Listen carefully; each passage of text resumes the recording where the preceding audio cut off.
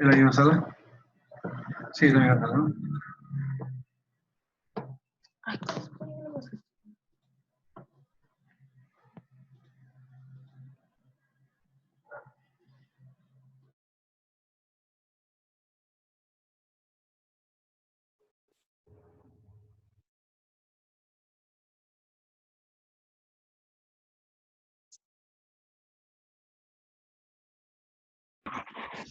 Amigos de la Federal, buenas tardes, amigos presentes el día de hoy. Muchas gracias por estar aquí. Agradecer en primer lugar al doctor Zenón de Paz Toledo, ¿no? Él es filósofo, profesor de la San Marcos, profesor universitario de varias universidades, ha sido miembro de la comisión aquí en la Universidad de Lima Sur, ¿no?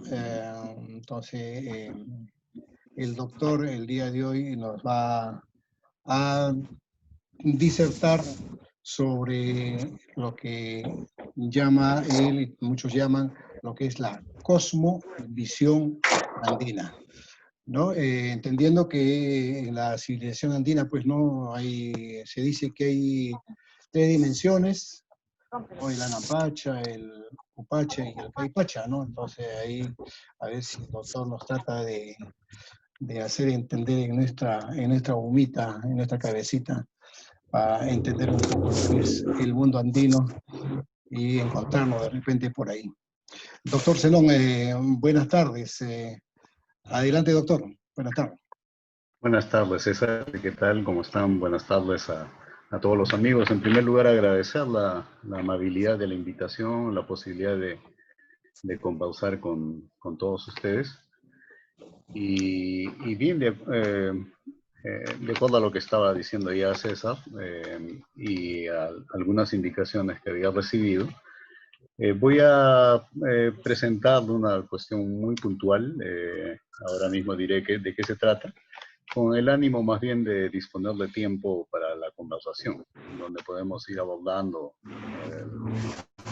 en general aquello que la breve disertación pueda generar de interés, ¿no?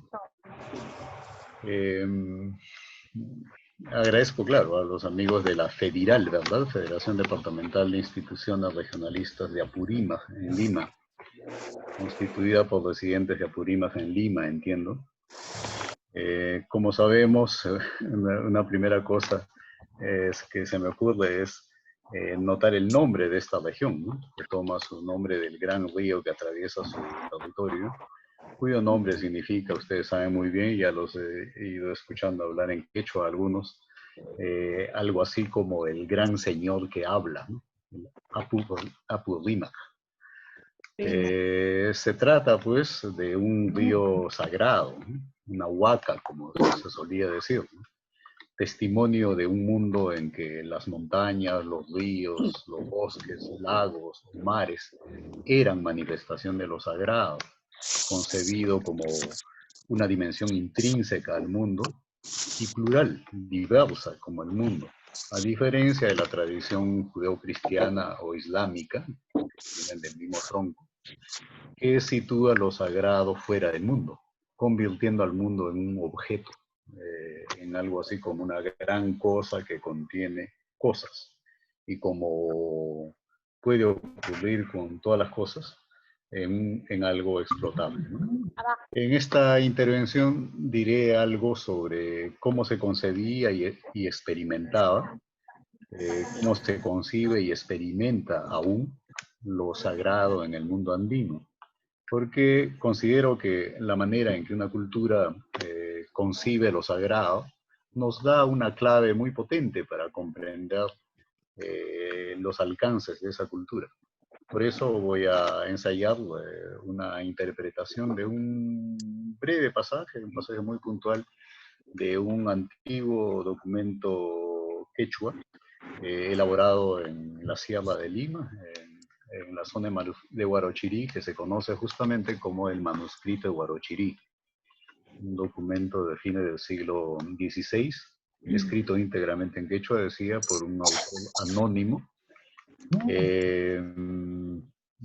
Y bueno, voy a tomar de ese texto el relato sobre la actitud de Yogyayhuancupa, un huaca, una deidad hijo de Pachacamac, ante la idea judeocristiana que ya mencioné, de que hay un Dios único y además distinto al mundo, que no se ubica en el mundo, que está fuera del mundo. Muy bien, veamos, ¿no? Un pasaje del capítulo 21 del manuscrito Huarochirí da cuenta de una cuestión crucial en la simbólica de lo sagrado, aquella que tiene que ver con la unidad y la multiplicidad, con la sacralidad del mundo o su desacralización.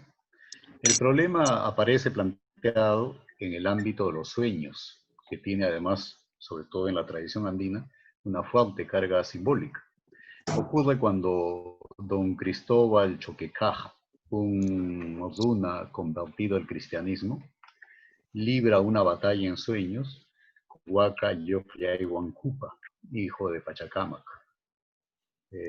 La noche anterior al de este episodio, don Cristóbal Choquecaja ya había enfrentado despierto esa vez al Huaca. Él, que según el relato ya no creía en las deidades andinas, vio entonces, el día anterior, a Yogyayhuancupa con sus propios ojos, pero aún así lo negó como deidad, seguramente partiendo de una premisa clave, de una concepción clave en la teodicea judeo-cristiana, islámica también. ¿Cuál? La que establece una diferencia absoluta entre Dios y los demonios. ¿En qué términos? Dios es uno. No pueden haber dioses, ¿no? Para empezar, Dios es uno. Y además de ser uno, y por tanto excluyente, por lo que acabo de decir, no pueden haber dioses.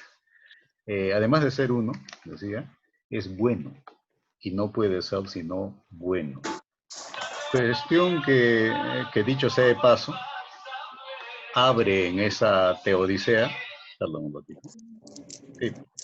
Apague su micro, por favor, disculpe, doctor. Apague sus micros, por favor, amigos, para no ser, Sí. como decimos, dictatoriales. Sí, por favor, yo también voy a hacerlo, como por Ya, precaución, perdónenme un ratito. también, doctor, si desea, puede compartir su pantalla. Nosotros también, si desea, ¿no? Muy bien, continuamos. Les decía que una noche anterior al del momento del que nos vamos a ocupar, este cacique o curaca, más bien, converso al cristianismo, Cristóbal Choquecaja, ya se había enfrentado a Yogyayhuancupa, a este hijo de Pachacamac, ¿no? Y lo había negado en cuanto a su deidad, ¿no?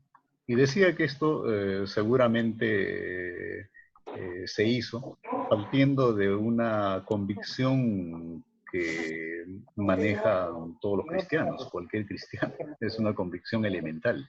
Dios solo puede haber uno, no pueden haber dioses. De manera que si hay algún otro que reclama la condición de Dios, será demonio en todo caso, o no existe, ¿no? Dios es uno. Pero además de ello, Dios es bueno y solamente puede ser bueno. Por ahí un filósofo alemán llamado Friedrich Nietzsche en alguna parte dice, lo recuerdo en este momento, el cristiano es injusto con su Dios, a él no le está permitido pecar. A lo que está aludiendo es a esto que acabo de señalar. El Dios cristiano se supone que es bueno y solo bueno, irreductiblemente bueno, digamos, ¿no?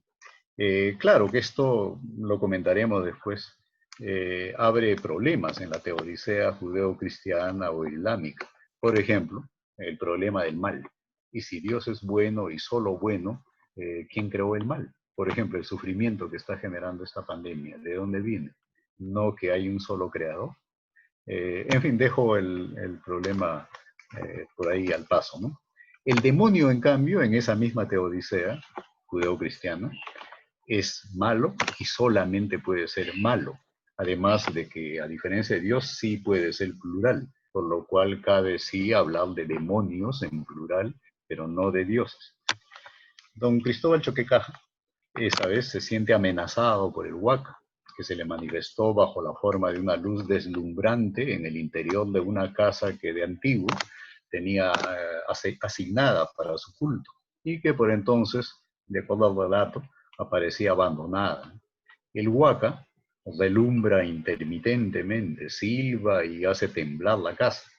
En el instante de mayor zozobra, don Cristóbal clama a la Virgen María diciéndole lo siguiente, cito el texto: Ah, madre mía, tú eres mi única madre. Siendo así, ¿me vencerá este demonio que no es bueno? Tú, madrecita, ayúdame como una hermana, aunque yo soy un pecador.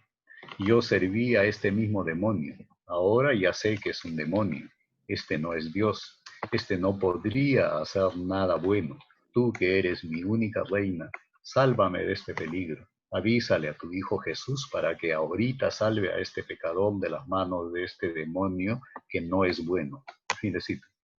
Notemos que al referirse a Yokyaihuancupa, Supay, ese es el término en quechua, término que los cristianos tradujeron como demonio, don Cristóbal tiene que añadir reiteradamente que se trata de un mana ayi supay, es decir, un supay que no es bueno, lo cual solo tiene sentido si existe la posibilidad de que un supay pueda tener algo de bueno, o sea, capaz de hacer algo bueno, como se suponía en el modo prehispánico de entender qué era un supay. Que no era lo que los cristianos llaman demonio, ¿no? De hecho, en el léxico o vocabulario de la lengua general del Perú, compuesto por Domingo de Santo Tomás y publicado en 1560, la palabra quechua supay se traduce como, cito, ángel bueno o malo. Ahora, en cambio, desde la posición cristiana asumida por don Cristóbal Choquecaja, el supay no podría tener ni hacer nada bueno. Lo hemos citado, ¿no? En el combate de la noche siguiente, que se lleva a cabo esta vez en sueños, don Cristóbal Choquecaja es convocado por Yokyaihuancupa a su santuario mediante un emisario suyo. Antes de presentarse ante el Huaca, don Cristóbal conversa con una anciana yunga que le pregunta por qué no teme a Yokyaihuancupa, hijo del que hace temblar la tierra, Pachacama, ¿no?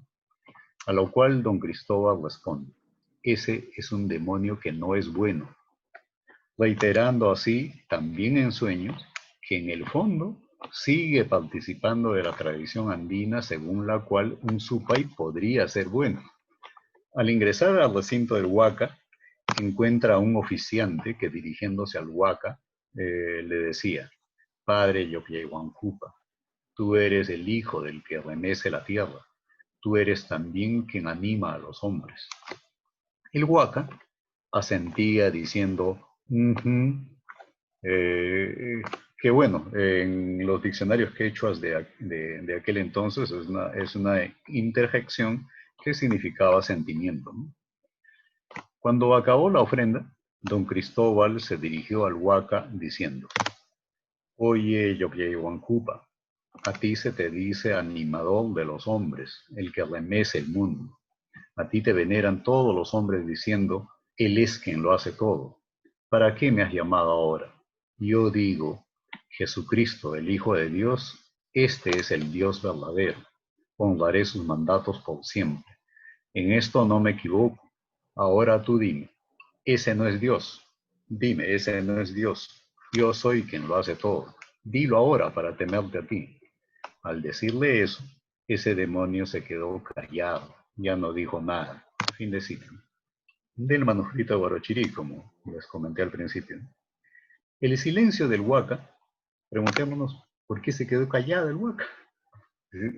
Alguien podría decir, es tu oportunidad, ¿no? Dile eso que te está pidiendo decir. ¿Qué cosa? Ese, Cristo, no es Dios. Yo soy quien lo hace todo. Dilo ahora, le ha dicho, le ha pedido Cristóbal Choquecaja, para temerte a ti. ¿Y por qué el Huaca se queda callado? Bien, veamos. En principio, el silencio del Huaca fue tomado por don Cristóbal como una señal de su victoria. Pero, ¿qué es lo que provocó el silencio del Huaca? Notemos que aquel combate en sueños parecía iniciarse con una pregunta agresiva del cristiano converso. ¿Para qué me has llamado ahora? Que en realidad no es una pregunta, sino una queja, una expresión de fastidio, que no espera respuesta y que por tanto no está abriendo ningún diálogo. Con esa misma actitud, de inmediato, don Cristóbal hizo una declaración de fe excluyente, negando la divinidad del Huaca, reservando esa condición solo para Jesucristo, que lo ejerce como una deidad excluyente. Había dicho, ¿no? Jesucristo, el Hijo de Dios, este es el Dios verdadero. En esto no me equivoco. Y enseguida emplazó al Huaca en estos términos. Ahora tú dime, ese no es Dios. Yo soy quien lo hace todo. Dilo ahora para temerte a ti. Pues bien, eso es precisamente lo que no puede decir Yokyaihuan-Cupa. Ni podría decir ningún Huaca. Quien dice eso es el Dios cristiano y nadie más que él. Lo que estamos queriendo decir aquí es que solo el Dios cristiano, o el judío, o el islámico, que al final es el mismo, es quien puede decir, hay un único Dios y ese soy yo. Ni en ningún otro pueblo, en ninguna otra cultura ha habido algo así. Continuamos. En una carta de 1602 que informa sobre el culto a los Huaca en la zona de Juli, por el lado de Titicaca, el sacerdote jesuita Rodrigo de Cabredo dice, cito la carta, muchos de ellos guardan sus ritos y ceremonias como el primer día, adorando sus huacas, ofreciéndoles sacrificios, reverenciando las piedras y montes con muchos géneros de supersticiones y diabólicas ceremonias, las cuales van aprendiendo los hijos de sus padres, heredando esta mala gerencia y creciendo este mal de día en día. Pero esta maldita gente y ministros del demonio han dado en otro medio para engañar a estos pobres indios, viendo que no pueden borrar el nombre de Cristo y su santa fe. Y es decir que Jesucristo ha de ser adorado y que es Dios y su ley buena, pero que juntamente se han de adorar las huacas y ofrecerles sacrificio, porque también son dioses, y que unas veces han de sacrificar a Cristo y otras a las huacas para que no se enojen. Y cuando Jesucristo no les da lo que piden, que acudan a las huacas, y al contrario. Y para persuadir más esto, dicen que Jesucristo fue un Dios que sus antepasados llamaban Tuñupa, y así los viejos le llaman Jesucristo Tuñupa. Fin de cita. Esto está en un libro de Mario Polía que se titula La religiosidad andina. Se trata de un texto muy elocuente, este que acabo de citar. El jesuita expresa su sentimiento de frustración e impotencia, confesando que los cultos andinos se hallan tan vivos como cuando los encontraron. Más aún, pone en evidencia que mientras ellos intentan desarraigar esos cultos, negando la divinidad de los huaca, demonizándolos, los sacerdotes andinos reconocen francamente la divinidad de Jesucristo y lo han incorporado a su panteón en condiciones de equidad con los huaca originarios, hasta el punto de recomendar su culto. Más o menos como ocurre ahora en una mesa de curanderos en el norte, en el sur o en cualquier zona de los Andes, ¿no? Donde el del norte, por ejemplo, empieza invocando a las maringas, invoca también al señor de tal o cual lugar, a la virgen de tal o cual otra parte, etc. Y ya están incorporados, si cabe, algunos... algunas referencias a lo sagrado de otro origen, incluso asiático, como ya puede notarse en algunas de estas mesas, ¿no? Bien, así se entiende por qué el Huaca Yokyaihuan-Cupa prefiere guardar un pudoroso silencio ante una pregunta que resulta absurda en el mundo andino. El clemente silencio del Huaca ante el requerimiento de declararse único Dios, que será la antesala de su ocultamiento y vuelta al estado latente, voy a tomar acá una referencia en la tradición filosófica, es el equivalente de la risa mortal que asalta a los dioses En la alegoría nietzscheana, esto está en un libro de Nietzsche titulado Así hablaba Zaratustra, en un pasaje titulado De los apóstatas, por si a alguien le interesa, ¿no? Ahí, al oír de un intolerante Dios que se halla entre los demás dioses, la excluyente afirmación ¿existe un único Dios? Pasó lo siguiente, vamos a ver la cita.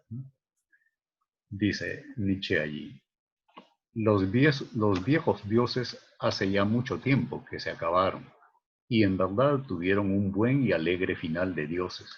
Encontraron su propia muerte riéndose. Esto ocurrió cuando, fijémonos en esto, cuando la palabra más atea de todas fue pronunciada por un Dios mismo. La palabra existe un único Dios. No tendrás otros dioses junto a mí. Fijémonos, les decía, ¿no? ¿Por qué Nietzsche en ese pasaje, en ese relato, dice de esta frase, existe un único Dios que pone en boca de uno de los dioses, claro, ahí reunidos, es obvio que se trata de Jehová, ¿no? Que es lo más ateo que cabe decir. Continuemos. Esto ocurrió cuando la palabra más atea de todas fue pronunciada por un Dios mismo. La palabra existe un único Dios, no tendrás otros dioses junto a mí. Un viejo dios huraño, un dios celoso, se sobrepasó de ese modo, y todos los dioses rieron entonces, se bambolearon en sus asientos y gritaron. ¿No consiste la divinidad precisamente en que existan dioses, pero no Dios? El que tenga oídos para oír, oiga.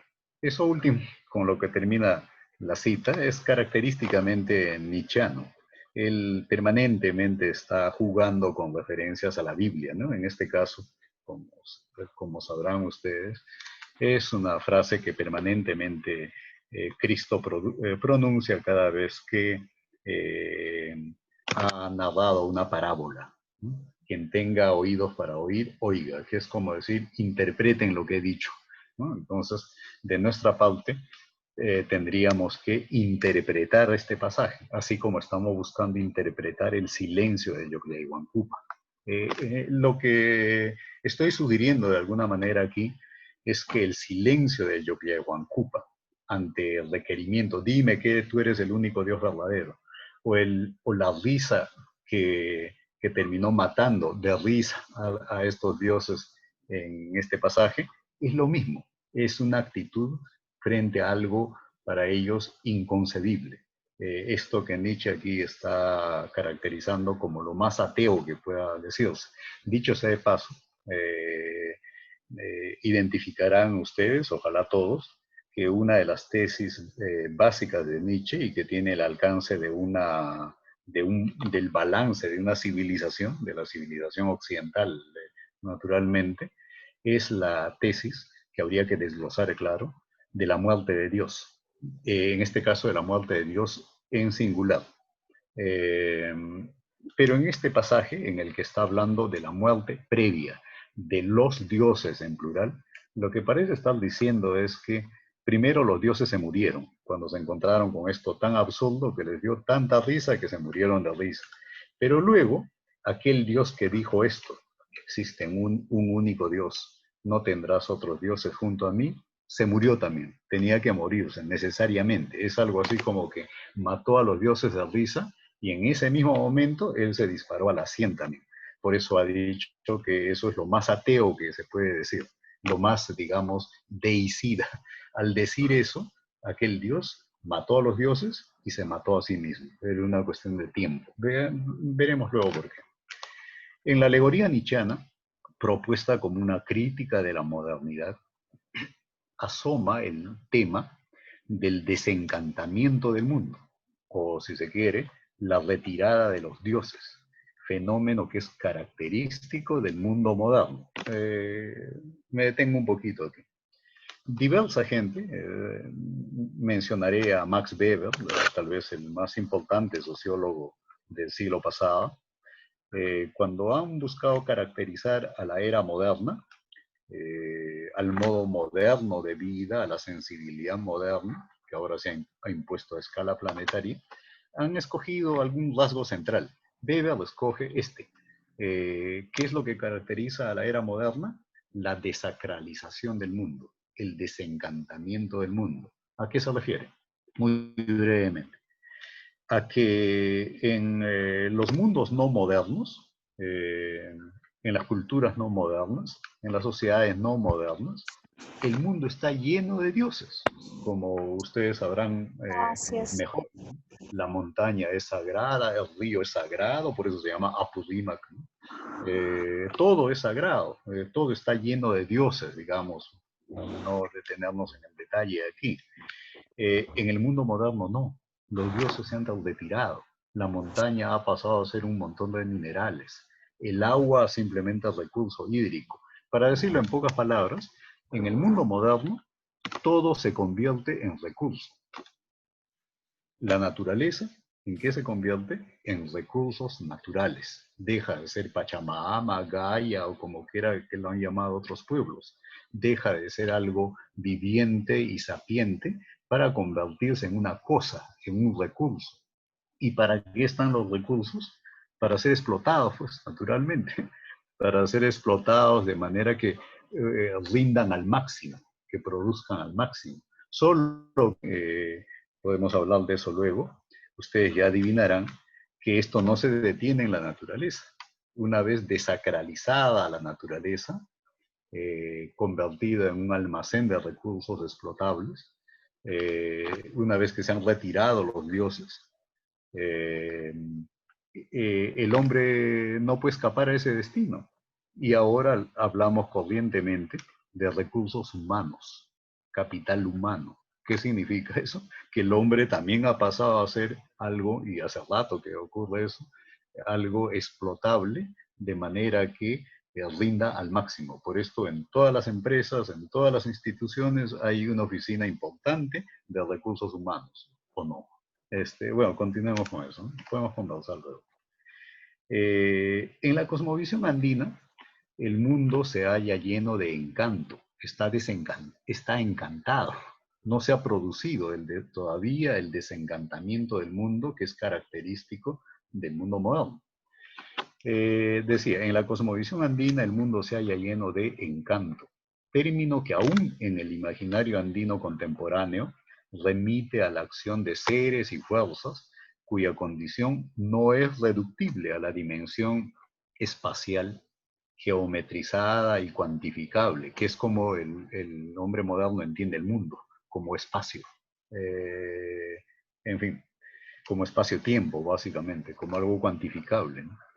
En la sensibilidad andina prehispánica, el mundo está encantado, lleno de dioses. De hecho, el manuscrito de Huarochirí presenta un mundo en el que las montañas son deidades que interactúan con los hombres, tienen pareja, progenie y ganado. Encarnan en las nubes, la lluvia, los aludes, los ríos, el mar, el viento o las piedras. Las piedras hablan y se alimentan porque son deidades, animales u hombres que tomaron esa forma.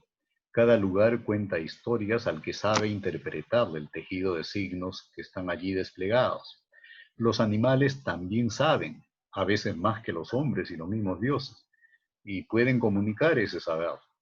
La coca conversa, responde a las preguntas y media entre los dioses y los hombres. El árbol tiene madre, la lluvia es hembra o macho, el cóndor o la golondrina otorgan sus poderes, su kamai se decía, fuerza vital o ánimo, y hasta su forma a los hombres que los veneran. Los astros duermen, se despiertan y comunican a los hombres el curso de los acontecimientos. Se trata, pues, de una cosmovisión con fondo animista, en el siguiente sentido. Todo está animado. Kamasca, como se decía en el quechua antiguo, ¿no? Poseen kamai. En la medida, samai se dice en el quechua del sur, lo entiendo.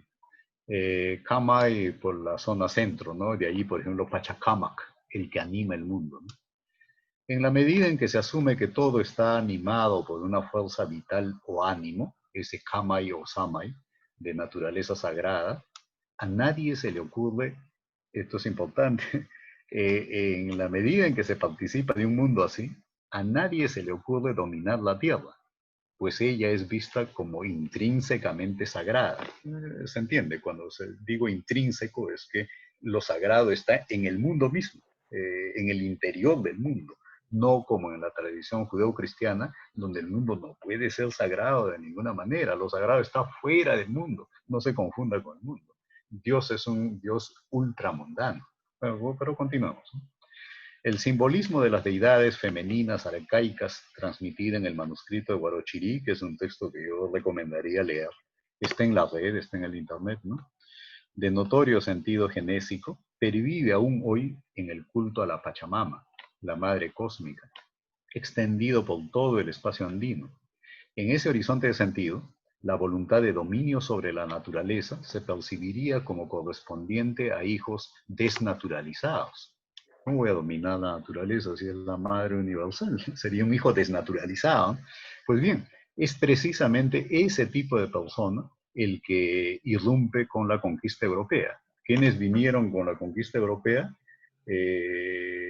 Seres desnaturalizados, en el sentido estrictamente descriptivo. Es decir, seres que se entienden como diferente de la naturaleza.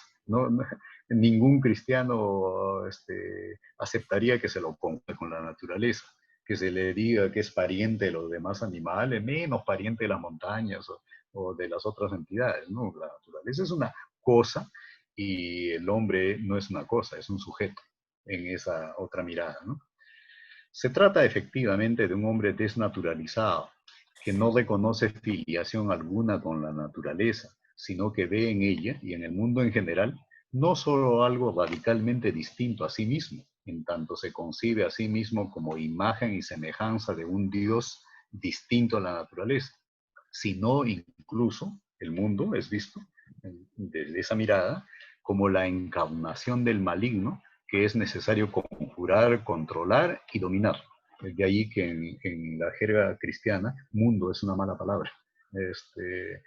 La idea de un Dios único, exclusivo y excluyente, noción extraña para el mundo andino, conlleva y exacerba hasta el límite de su estallido la distinción entre lo sagrado y lo profano, entendido, lo profano, como ámbito en que lo sagrado está ausente. El mundo, por tanto, se convierte en algo profano y por lo mismo profanable, claro. Alguien que concibe el mundo como sagrado no lo puede profanar. Ciertamente, sin esa distinción no podría postularse un Dios único. Sin la distinción entre lo que es sagrado fuera del mundo y lo que es profano, el mundo, no podría haber un Dios único. Pero, paradójicamente, esa misma distinción hace igualmente inconcebible a aquel Dios. Por eso es que en el pasaje de Nietzsche se ha dicho que eso es lo más ateo que cabe decir. A ver, veamos. Si el mundo y lo sagrado no fueran dos ámbitos diferentes entre sí, como lo concibe el cristianismo, eso equivaldría a decir, como ocurre entre los pueblos cuyas tradiciones relata el manuscrito de Huarochirí, que la montaña, el árbol, la lluvia, el río, la piedra son sagrados, que lo sagrado es plural, diverso. Por tanto, el Dios judeo-cristiano, para ser único, tiene que situarse fuera del mundo, convirtiendo al mundo en algo contingente, cosificándolo, reduciéndolo a la condición de una cosa que contiene cosas, pero cosa al fin y al cabo. Y ustedes saben, con las cosas no podemos tener escrúpulos morales. Yo no puedo tener responsabilidad moral con algo que es cosa. Nadie me va a criticar moralmente por romper este celular, ¿no? Es una cosa.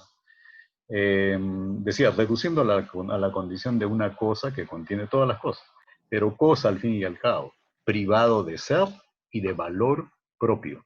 Y bien, ¿cuál es el problema allí? ¿Por qué esto mató de risa a los dioses originarios en la alegoría de Nietzsche? ¿O hizo que los Waka optaran por ya no decir nada, como ocurre en el manuscrito Huarochirí? ¿Por qué las deidades de la alegoría nichana consideran que afirmar que hay un solo Dios es lo más ateo que cabe decir? ¿Por qué señalan que lo divino consiste precisamente en que haya dioses y no un Dios? Veamos. Ese Dios dice ser el único. Pero eso no puede ser si a la vez no se identifica con el mundo, puesto que éste también es y es diferente de él. No sé si me dejo entender. Veámoslo por otro lado. Dios dice que es infinito. Muy bien. Tiene que serlo por definición, porque si no, no podría ser Dios en esa mentalidad, ¿no? El Dios cristiano. Es infinito. Muy bien. Pero si es infinito, entonces también debe ser la tierra. No, no es la tierra. Ah, entonces no es infinito, pues porque la tierra le está poniendo límites. Este, Al instituirse como único, ese Dios se asume infinito. Pero eso tampoco puede ser, ya que allí está el mundo que le pone un límite, como acabamos de decir. Pero podríamos decir otra cosa. Si dijéramos, ah, no, Dios también está en el mundo, entonces tendríamos que reconocer, como ocurre con los hombres cuyas vidas recoge el manuscrito de Huarochirí, que la montaña, el árbol, la lluvia, el río, la piedra son sagrados, cosa que el cristianismo no dice, no puede decir. Por tanto, para que haya un único Dios, no debe estar en el mundo. Pero entonces el mundo, que no sería sagrado, se le opondría limitándolo. Por tanto, Dios no puede ser único, etcétera, etcétera. ¿Notan cómo esto lleva a un enredo insalvable, a una contradicción insalvable? Total, ¿Dios es infinito o no? Sí, entonces tiene que ser el mundo también. No, entonces no es infinito. O por el otro lado, ¿Dios es bueno o no? Sí, es bueno y solo puede ser bueno, no puede ser malo. Y entonces la pandemia, ¿quién la ha producido?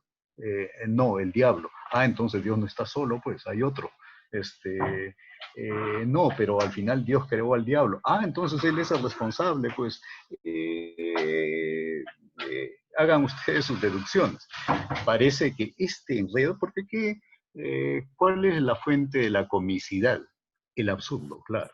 Y entonces parece que los dioses eran inteligentes, intuyeron lo absurdo que era esto y se mataron de risa hasta morir, en el relato de Nietzsche, ¿no? O el dios andino, Yogyayhuancupa, más concesivo, en vez de reírse se quedó callado, ¿no? Ya no dijo nada, ¿no?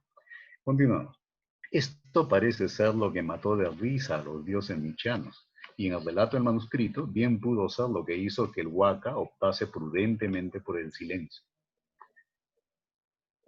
Aquello es absurdo, debieron pensar. Lo sagrado tiene que ser inmanente al mundo y por tanto plural, o simplemente no es. O simplemente estamos, lo que primero hemos hecho es desacralizar el mundo y luego hemos matado a Dios. Una vez que lo sagrado se ha retirado del mundo, una vez que ha sido colocado fuera del mundo, va a tener que disolverse necesariamente. Pues bien, eso es lo que ha ocurrido. Viene ocurriendo todavía en la historia moderna. Esto es lo que debió intuir el Waka, que en vez de reírse, prefirió mantener un acongojado silencio. Termino con para conversar, con una mención a lo de la pandemia nuevamente, ¿no? Eh, ¿Cuál es el origen de esta pandemia? Ya se sabe, ¿no? En el fondo hay alguna gente que anda buscando culpables, claro, chivos expiatorios, ¿no? Se pululan por ahí estos discursos llamados conspiranoides, ¿no? Que es una forma de escapismo, de negacionismo muchas veces, ¿no? Pero ¿de dónde se originó todo esto? De la acción humana, pues. De andar depredando montañas, ríos, lagos, mares, bosques. En este caso, esos bichos estuvieron ahí todo el tiempo, convivían con algunas especies, murciélagos al parecer, y ahí estuvieron todo el tiempo. Pero el hombre depredó esos bosques, los invadió, ¿y a dónde van a ir?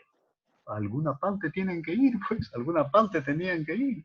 Y se instalaron en unos seres humanos y se han diseminado. Entonces, ¿quién es el responsable de que estemos viviendo esto? Además, se han dado cuenta de que en los últimos años hubo una gran pandemia hace un siglo justamente. Ahora ya lo sabemos, ¿no? Incluso la gente que no lo sabía ya lo sabe. Esto que se llamó la gripe española, aunque se produjo en los Estados Unidos. Por error se llamó la gripe española, ¿no? Mató 40 millones de personas. Fíjense que la Primera Guerra Mundial mató entre 9 a 10 millones de personas. O sea, mató 4 veces más que la Primera Guerra Mundial. ¿Y por qué no hemos hablado de esto? Que es otra gran pregunta, ¿no? ¿Por qué no hablamos de las pandemias que han tenido un papel tan importante en la historia? Acá nada más cuando llegan los europeos, se dicen que éramos unos 12 millones más o menos, ¿no? Terminamos siendo 1.200.000 o algo así. ¿Y qué pasó con toda esa gente? Fue, no murió en las guerras, eso fue una minoría, ¿no? Murió por pandemias que trajeron los europeos. Y bueno, lo que quería decir es esto, ¿no? Había pasado ya como un siglo sin pandemias, entre otras cosas porque se crearon Naciones Unidas, la Organización Mundial de la Salud, contra la cual estos discursos conspiranoides también apuntan, ¿no? Y Trump le ha retirado el financiamiento además. Pero en los últimos años han venido varias, el SIDA, eh, el ébola, la gripe porcina, la gripe aviar. Felizmente no tuvieron el efecto que está teniendo esta, pero pronto tenía que venir una que tuviera los efectos de las pandemias anteriores. ¿Y qué nos dice esta recurrencia continua de pandemias en los últimos años? Que van a venir otras. ¿Por qué? Porque hemos depredado el mundo. ¿Y por qué hemos depredado el mundo? Porque algo nos hizo pensar, nos hizo sentir que era un objeto que estaba ahí para ser explotable a voluntad. He procurado en esta intervención dar algo así como una indicación de dónde viene eso. Viene de un modo de entender la sacralidad. Y lo he contrapuesto a otro modo de entender la sacralidad, todavía presente entre nosotros. Siglos de extirpación no lo han podido extirpar, todavía está ahí, y que nos lleva a experimentar el mundo de otra manera, con respeto, y que hace posible seguramente otra forma de vida, ¿no? Quizá, bueno, a partir de ahí pudiéramos conversar. Ok, doctor. Muchas gracias por la presentación. En primer lugar, pedir disculpas a todos ustedes, especialmente a usted, doctor, por este problema cibernético que hemos tenido para poder entrar a este Zoom. Nos ha fallado la programación y la interconexión, pero creo que es importante en todo caso entender lo que usted nos dice, ¿no? Ahí, de acuerdo a lo que usted señala y de acuerdo a lo que más o menos se ve, se dice que en la civilización andina, pues no, como decíamos hace un momento, hay 3 dimensiones, se piensa que hay 3 dimensiones. Hay también lo que llaman la trilogía andina o la dualidad andina, ¿no? Está el Canampacha, el Caipacha y el Ucupacha, ¿no?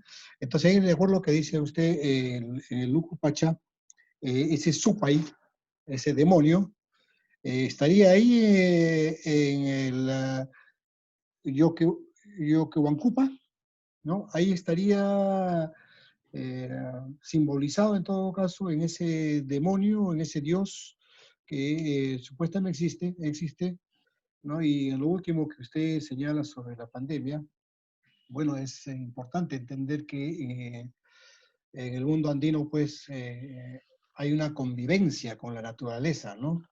Una convivencia intrínseca, una naturaleza completa con ellos, entendiendo el mundo como usted lo ha explicado, a diferencia de la parte de lo que se llama la creencia hebreo-judía, ¿no? O occidente, en la cual para ellos es un recurso la naturaleza, ¿no? Un recurso donde hay que explotar, y creo que por ahí está el tema de lo que estamos viviendo en esta depredación que tenemos, ¿no? Entonces hay la racionalidad occidental, esa que nos dice, ¿no? Que quieren ellos que seamos como ellos quieren que seamos nosotros, o que quieren que seamos como ellos también quieren, o que veamos la vida con sus ojos, ¿no? O que pensemos también con sus sentimientos. Está por ahí ese tema de esta cosmovisión andina que tenemos nosotros, que pensamos que la naturaleza es parte nuestra y nosotros también somos parte de la naturaleza?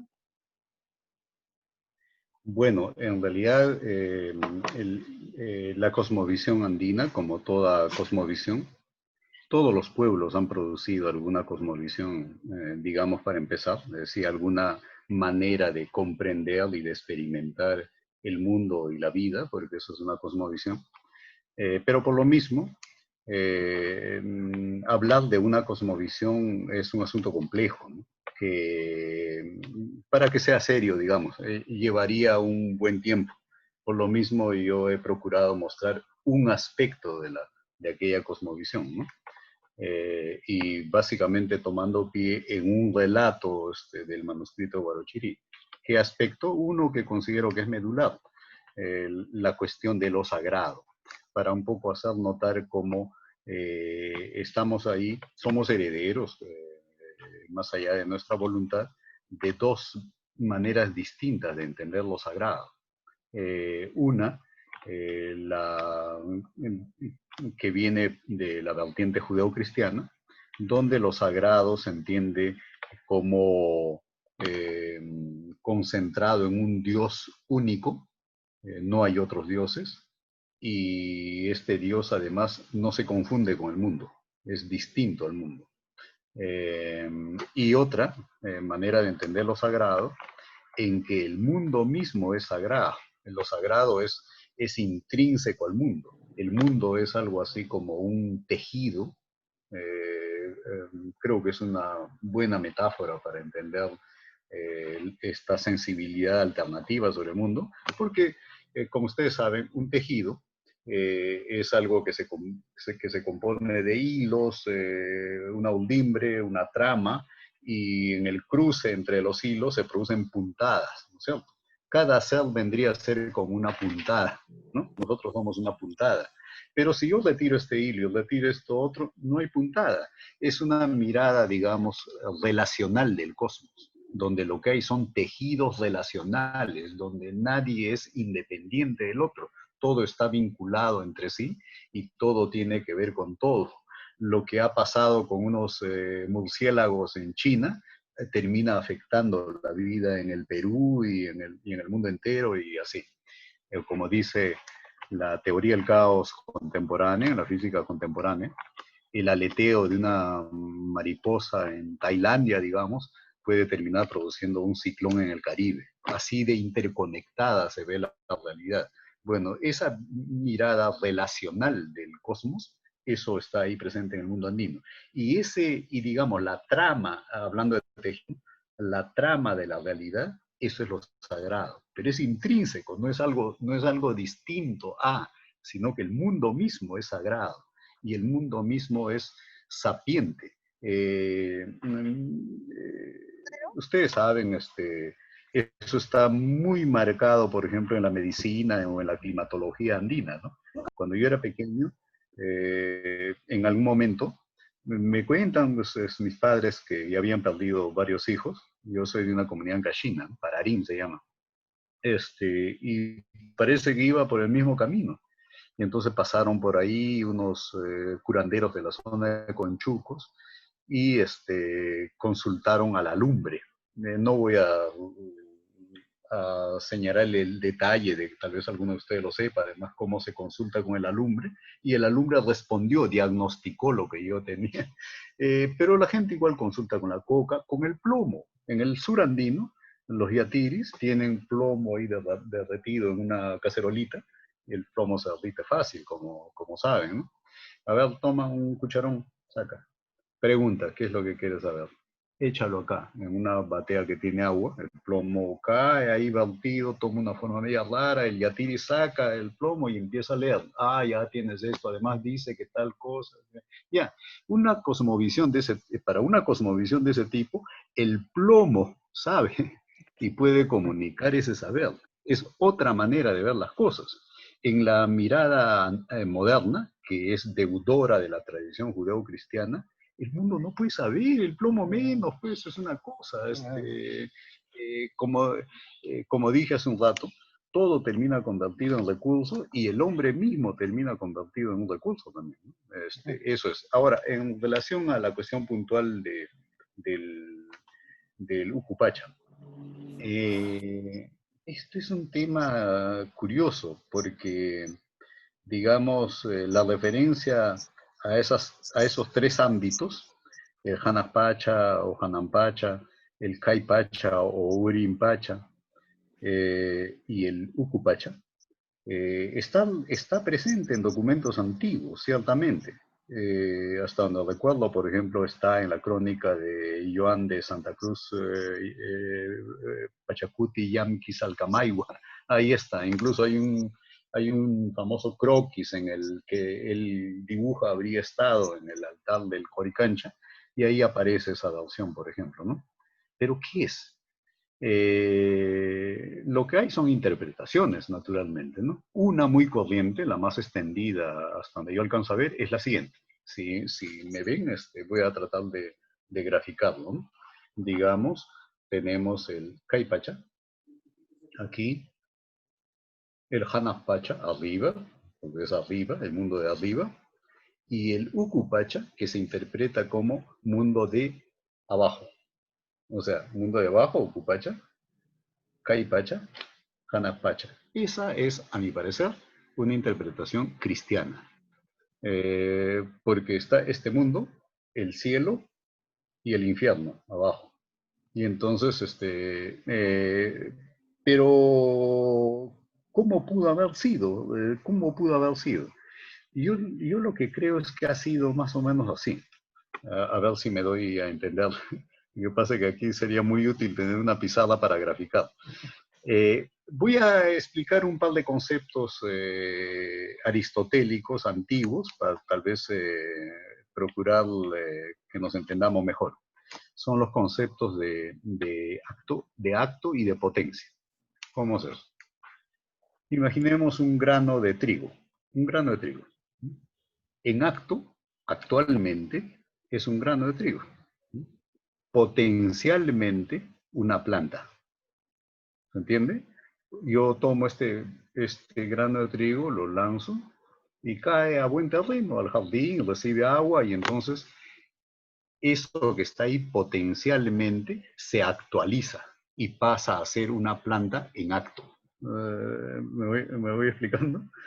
Pero si el grano de trigo cayó sobre la vereda, esas potencialidades nunca se van a actualizar. ¿No? El niño es niño en acto, actualmente, potencialmente un adulto. ¿No? De hecho, esas potencialidades se van a desarrollar, es lo más probable, ¿no? Y entonces pasará a ser en algún momento un adulto también en acto. Y así, todo es algo en acto, algo en potencia, en la mirada aristotélica. Muy bien, ¿para qué tomo prestada esas dos categorías, la categoría de acto y de potencia? Para explicar lo que decías hace un momento. Hay dos mundos actuales. Es la mirada, digamos, se habla de la dualidad andina, ¿no? Que en la cosmovisión andina se tiende a ver todo en términos de oposición y complementariedad. Oposición y complementariedad. Aquí también. La oposición y complementariedad se da entre dos mundos actuales. El Hanaspacha y el Caipacha o Urimpacha. Entonces ahí están los dos mundos actuales. ¿Y el Ucupacha? ¿Y el Ucupacha qué es? Un mundo potencial. Potencial. Y de ese mundo potencial, que es como un tercero oculto, pues es el mundo del interior, ¿no? O sea, Uku en realidad es el interior, no es abajo, es el interior. Entonces, ¿interior a qué? Interior tanto al Hanaspacha como al Caipacha. De eso que es interior, está brotando estos dos mundos. Se están brotando y de alguna manera están volviendo, brotando y volviendo permanentemente, porque no hay nada eterno. Entonces todo lo que nace va pereciendo y vuelve como al Ucupacha, que es como la zona es como pura potencia, pura energía, fuerza vital, la simiente, algo así. Y entonces, claro, las deidades pertenecen a ese orden, desde ahí están emergiendo. Esto que yo decía hace un rato, que es como la trama del mundo, eso es el Ucupacha. la dimensión de los...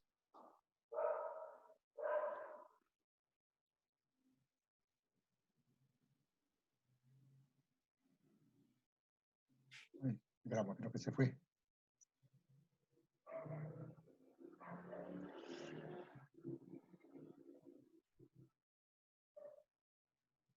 Interesante la interpretación filosófica, ¿no? Sí, perdón. Ya, ahora sí, se le escucha. No se congeló la imagen. Sí, Sí, no sé si sí. se escuchó lo que dije. Bueno, en fin. No, último. Sí, está bien, doctor. Siga nomás. Sí, bueno, Ya, ya. Está bien. lo que dije. Sí. Ya, sí se entendió. Ok, Bueno. vamos a abrir entonces la sala para que puedan Ujú. opinar, hacer algunas consultas, preguntas, si es posible, ¿no? En esta interesante interpretación, en todo caso, del mundo andino, de esta interconexión de mundos. No sé, a ver, abrimos lo que desean, por favor, pueden levantar la mano y abren su micro y toman la palabra. Y abran sus pantallas, por favor, abran para vernos Sí, todos. Abran sus pantallas, claro, porque es claro.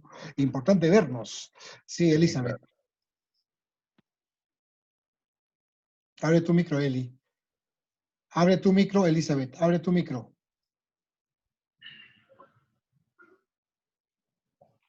Abre el micro. Allá, ¿Ahí? ahora sí, ahí sí. ¿Ahora sí? Sí, correcto. Bueno, muy buenas tardes, agradeciendo al doctor su ponencia. Me queda claro de que en la evolución del hombre, a través de su proceso de evolución, el hombre se convierte en un politeísta por necesidad psicológica o como se quiera llamar, ¿no? Y la historiografía dice que también en nuestro ámbito el hombre también es politeísta, lo cual se trastoca con la llegada de los españoles y se impone la idea de un solo Dios, la idea de una religión diferente, ¿no?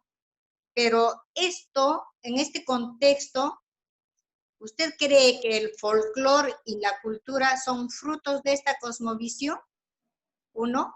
Y dos, ¿cree que en la cosmovisión o en la conceptualización de la cosmovisión andina no hay racionalidad? Esa es mi pregunta, por favor. Bien. Ok, doctor. A ver. Sí, de hecho, en relación a lo primero, ¿no? Esta mención al devenir humano como especie. Miren, católico, el término católico, es un término griego que significa, es católicos en griego, ¿no? Que significa universal. De hecho, Iglesia Católica significa, por tanto, Iglesia Universal. Pero eso es, como se entenderá, más bien una pretensión, ¿no? Comprensible. La Iglesia Católica busca ser universal, ¿no? Pero no se ha logrado, ¿no? Y es improbable que se logre ya, porque aparecieron otras denominaciones cristianas y más allá del ámbito de la cristiandad está, por ejemplo, el Islam, que está emparentado al cristianismo, pero el Islam está creciendo más rápido en el mundo que el cristianismo. Es la religión que más crece en este momento, ¿no? En términos de captación de adeptos. Entiendo que incluso en Apurímac hay alguna gente islámica, no sé en qué zona, he visto más de un documental con eso. No sé cómo habrá ocurrido, pero eso entiendo. Bien, pero ¿por qué traje a colación lo de católico? Porque si católico es algo así como universal y alude a un culto universal, y estamos reconociendo que la Iglesia Católica nunca llegó a ser católica en ese sentido, ni probablemente llegue ya a serlo, sí ha habido un culto católico en ese sentido, literal, universal. ¿Cuál ha sido? el animismo. El animismo. El animismo estuvo en todo el planeta. Estuvo en el África, de donde surgió la humanidad, y seguro con ello se desplazó hacia la actual Asia, hacia Europa, hacia Oceanía, llegó aquí por varias rutas, el estrecho de Bering, los navegantes polinesios, en fin, pero el animismo, es decir, esta manera de entender lo sagrado como intrínseco al mundo y diverso como el mundo, eso sí fue universal. Es lo primero a notar, creo yo.